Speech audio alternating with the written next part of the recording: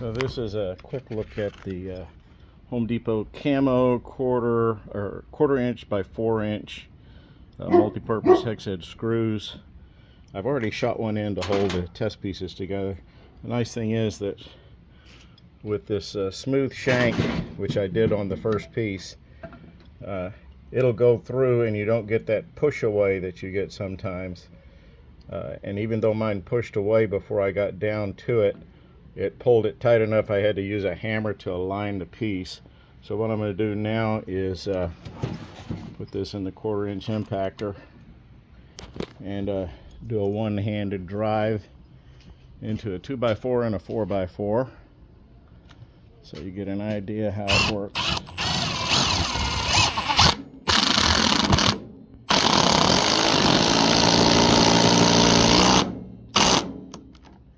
It drives in good.